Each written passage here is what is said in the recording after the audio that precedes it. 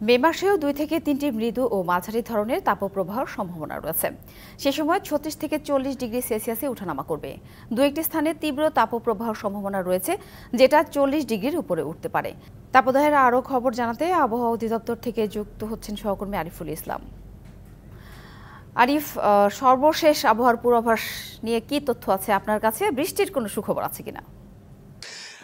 সাথে শেষ প্রশ্নটা দিয়ে আসলে উত্তর দিতে চাই। সেটা হচ্ছে যে বৃষ্টির সম্ভাবনা দেখছে আগামী মাসের মানে মে মাসের 2 তারিখ থেকে 7 তারিখ মধ্যে এই অঞ্চলগুলো, যেটা হচ্ছে দেশের পূর্ব অঞ্চল, যেটা হচ্ছে সিলেট থেকে শুরু হবে এবং কি চট্টগ্রাম রাজধানী সহ যে চট্টগ্রাম রয়েছে, অন্যান্য যে অঞ্চলগুলো রয়েছে পূর্ব অঞ্চল বিশেষ করে, এখান থেকে আসলে বৃষ্টিপাতের শুরু কথা বলেছে আবহাওয়া অফিস। এছাড়াও যেহেতু 12টি মাসের মধ্যে আবহাওয়া অফিস বলছে যে মে মাসটি সবচেয়ে উষ্ণতম মাস, সেই মে মাসে যেটা এই বৃষ্টিপাত কমে যাওয়ার পরে 7 তারিখের পর থেকে আবারও 2 থেকে 3টি মৃদু এমনকি মাঝারি ধরনের তাপপ্রবাহ সৃষ্টি হবে, যার তাপমাত্রা সেই সময়টা থাকবে 36 থেকে 40 ডিগ্রি সেলসিয়াস এবং কি কোথাও কোথাও এই তাপমাত্রা বেড়ে যাবে 40-এর উপরে কিন্তু আসলে চলে যাওয়ার সম্ভাবনা রয়েছে। এই প্রভাবটা আসলে কেন তাপপ্রবাহ শুরু হয়েছে বা কেন এই দীর্ঘতম তাপপ্রবাহ, সেটা আবহাওয়া অফিস বলছে যে দক্ষিণ এশিয়া জুড়েই এল নিনোর কারণে এই তাপপ্রবাহ সৃষ্টি, সেই প্রভাবটা আসলে পড়েছে যেটা বাংলাদেশের মধ্যে, যেহেতু বঙ্গোপসাগরে এবং কি আরব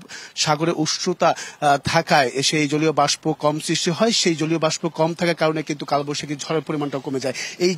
এই কালবৈশাখী ঝড়ের প্রবণতা বা কম থাকার কারণে কিন্তু দীর্ঘতম তাপপ্রবাহের সৃষ্টি হয়, যেটা কিন্তু আমরা এপ্রিল মাসে লক্ষ্য করেছি বা আবহাওয়া অফিস এই বিষয়গুলোই কিন্তু বলছে। যেহেতু আরেকটি বিষয় জানিয়ে রাখি যে তাপমাত্রা সহনীয় হবে, যেটা হচ্ছে 2 তারিখের পর থেকে 7 তারিখের মধ্যে যে বৃষ্টিপাত এবং কি কালবৈশাখী ঝড় হওয়ার রয়েছে পুরো দেশ জুড়ে আসলে 2 থেকে 3 দিন পরে 2 তারিখ 3 তারিখ এই তারপর থেকে কিন্তু পুরো দেশ জুড়ে বৃষ্টি এবং কি কালবৈশাখী ঝড় হওয়ার সম্ভাবনা দেখছে আবহাওয়া অফিস। সেই সময়টা আসলে এই যে অতিমাত্রা বা তাপপ্রবাহ চলছে সেটা সহনীয় পর্যায়ে তাপমাত্রা সৃষ্টি হবে। তো এই ছিল এখান থেকে সবশেষ সাথী।